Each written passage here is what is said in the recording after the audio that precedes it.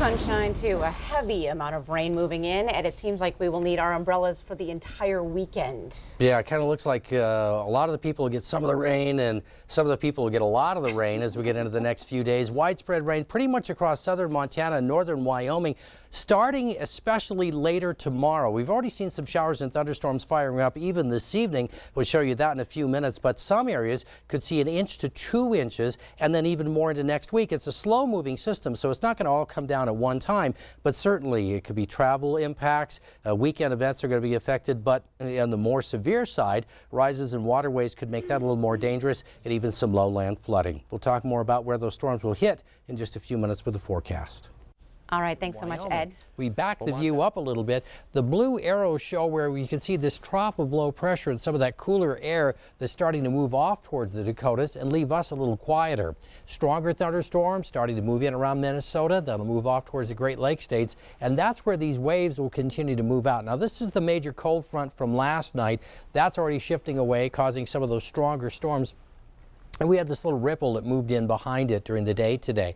Cooler temperatures tomorrow. We're going to start off mainly in the 40s, a few low 50s first thing in the morning. And this cold front will push across the region. This is just a wave that's going to create some wind tomorrow. It really doesn't have much potential for bringing the temperatures down all that much. We may see a little bit of a downshift in the temperatures on Sunday, but the overall effect is a gradual warm up through the weekend, especially by the time we start getting in towards Labor Day, when the temperatures will likely be the warmest across most of the area. So here comes that cold front starting to sink across the area. Ahead of the front, especially in eastern Montana, it'll help to boost up the temperatures on Monday afternoon. It looks pretty pleasant all the way across the region. We have seen some increase in the wildfire smoke here this evening. That's pretty typical as we start getting into the evening hours and the cooler air starts to draw some of that smoke back down to the surface, particularly with this westerly flow coming off of some of the fires in northwest Montana across the northern portion of the state, and it's been a little bit heavier for you in eastern Montana as well. So here's how things are looking. Tonight we're going to drop down 30s, 40s to low 50s. The cooler temperatures definitely west of the Divide Butte. You could be around freezing early tomorrow, and then daytime highs tomorrow mainly into the 70s with some low 80s across the eastern plains and some of those breezy conditions that I mentioned as we start looking into the northern portion of the state. Northwest Montana, look for temperatures tomorrow to be mainly in the 70s, generally mostly sunny. Could be a little bit breezy here in some of the higher elevations around Swan Lake. We could be looking at winds maybe 15 to 25 miles per hour. For north central Montana, looking at temperatures again mainly in the 70s for in the afternoon, sunny to mostly sunny, and some of that breeze I mentioned that will start to move off the mountains around Cutbank, Browning, Shelby, and around Malta. You can have a little bit of that breeze as well. For south central Montana, looking at temperatures into the 70s to about 80 degrees and lots of sun. And for eastern Montana, northern Wyoming, looking at 70s with the potential of some low 80s. Here's a look at your 3-day outlook.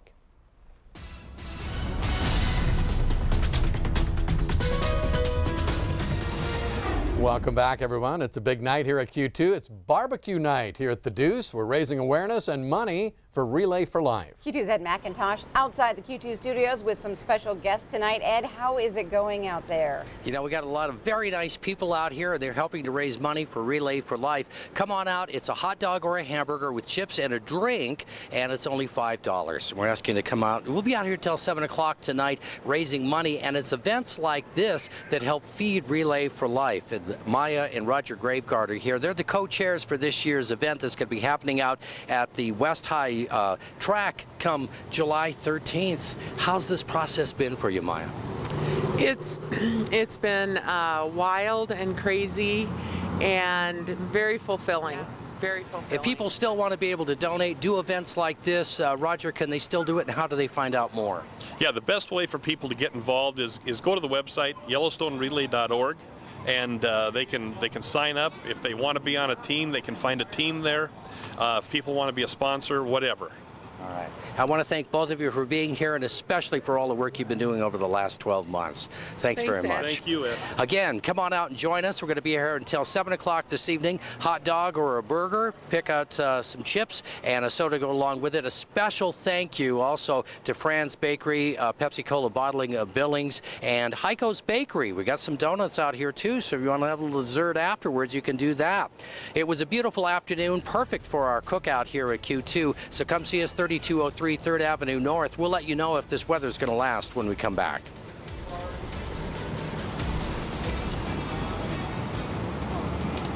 Though we saw quite a cool down in the recent days, warmer weather, low humidity and gusty winds are on the way. Now this means stage 1 fire restrictions will stay in place into and through Labor Day weekend.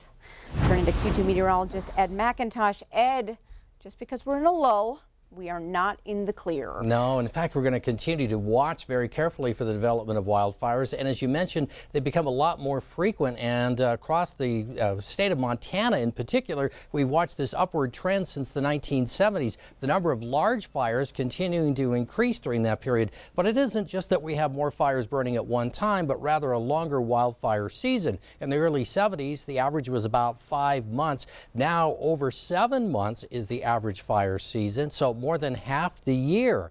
The good news is, as we start sliding into this evening, though, is we've got very good conditions across the region. There are still some fires burning in western Montana, but take a look at our air quality map. Everybody in the green shades, that means good air quality all across Montana and northern Wyoming. We'll take a look at possible changes in all of that with the forecast coming up in just a few minutes. All right, thanks so I much, share this Ed. picture from Sawyer Rust. He's only 7 years old, but he pretty much explains how the weather works. You can see up here where the clouds rubbing together, that's what creates the lightning and also the hail in a thunderstorm. Then you see the cloud and the vorticity, or the spinning in the cloud, that eventually comes down to the ground in the form of a tornado. Sawyer's got the whole thing figured out for me. Back to you. All right, let's go ahead and take a look and see what's going on with the rest of the weather, because that's exactly what we're seeing as we look off towards the Dakotas today. Tornado watch boxes into effect for the western portion of North Dakota, plus severe thunderstorm watch boxes through South Dakota, and a lot of this edging right up against the Montana border as well. We've already seen some severe thunderstorms develop in some of this region.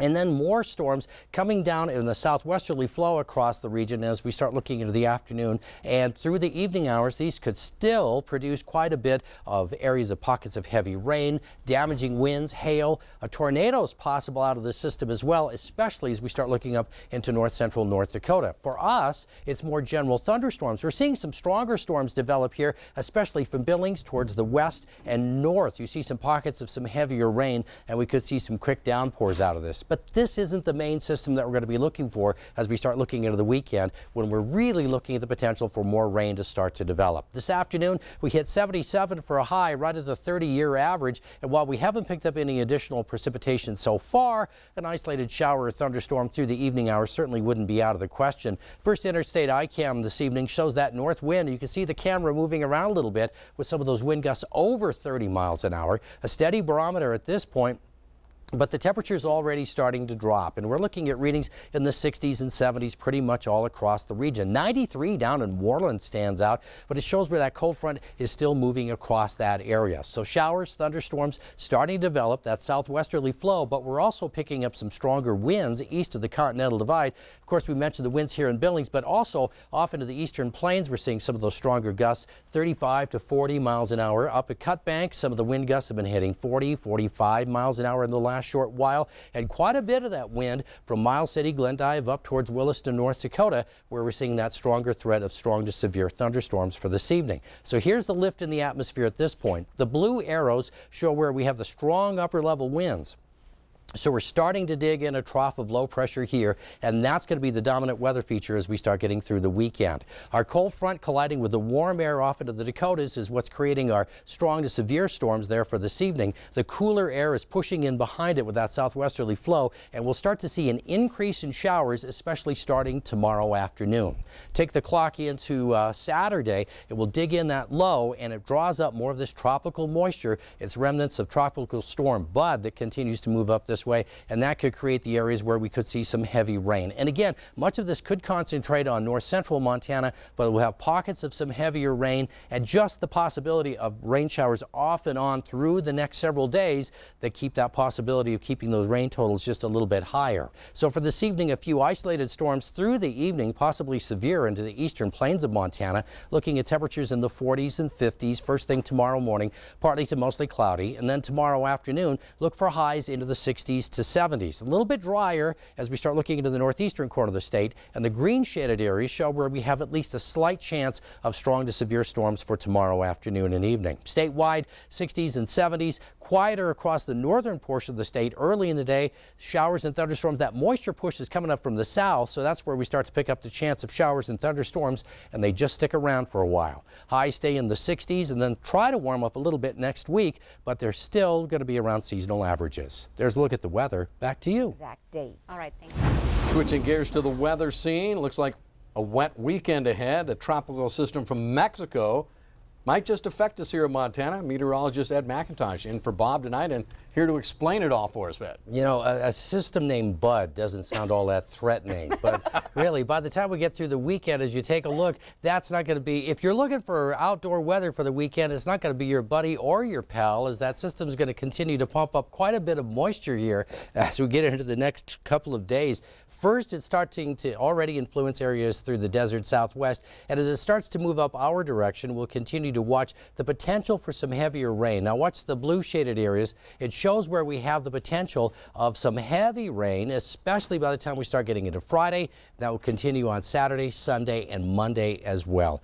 Closer look with the forecast coming up here in just a few minutes. Stick around. All right, thanks so much. Now, here's your Storm Tracker weather forecast with Chief Forecaster Bob McGuire. Welcome back. Ed McIntosh in for Bob this week, who's taking a well-deserved week off, as we have pictures from Ray Masters. We were talking about snow up into the Beartooth, and we wanted to show you it was a reality. Already the plows had been through, but it looks beautiful out there. It's just a little too early in the season for us as that snow moved through, and now we've got a clearer sky. We've got the same look as we start looking around the region now, but rain totals across the area, anywhere from a few hundreds up to about a half inch was pretty much the standard around Yellowstone County.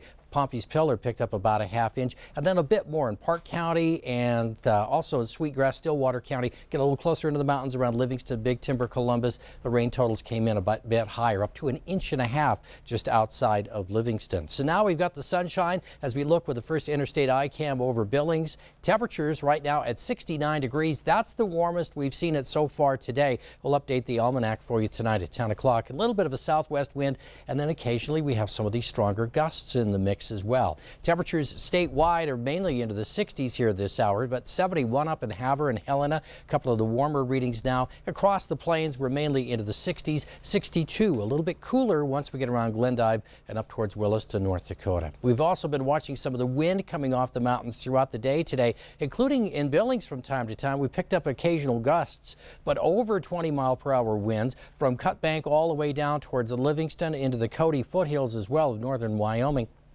A little bit of that wind helping to dry conditions out and helping to boost those temperatures up just a little bit. You're starting to see a little more of a southwesterly component to that. The winds had been coming out of the northwest, and the upper level winds still are. If we back the view up just a little bit, the Rocky Mountain West is actually fairly quiet today. The blue arrows show you that strong upper level jet stream cutting right through Montana, so it's keeping the temperatures in the eastern portion of the state just a little bit cooler, but there's a high pressure ridge building off towards the west. Smoke, we really don't have much around. We showed you the good air quality, but there are some smoky areas here in Washington, but the upper level winds are keeping that away from us. So the high pressure area will continue to move in, taking the low and dragging it out of the area.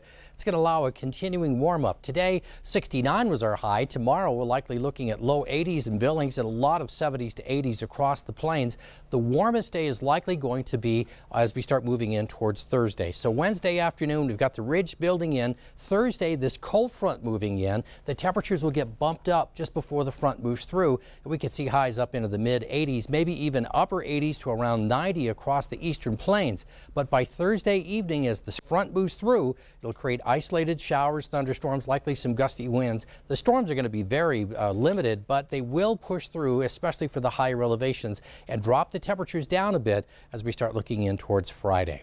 So for tonight, we'll look for temperatures to be in the 40s to around 50 degrees, clear to partly clear early tomorrow morning. By the afternoon, we'll look for highs to move up into the 70s to low 80s, just a little bit shy of average for this time of the year, but it's going to feel pretty comfortable with a light wind and plenty of sunshine. And the same story across the rest of the state. Maybe some areas of fog to start the day around Kalispell and a few areas through northern Wyoming. The Billings extended forecast, temperatures are going to be up and down a little bit.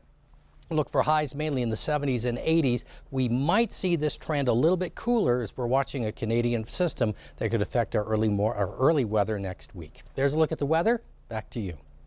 All right, thanks so much, Ed. Scott Breen joining us now.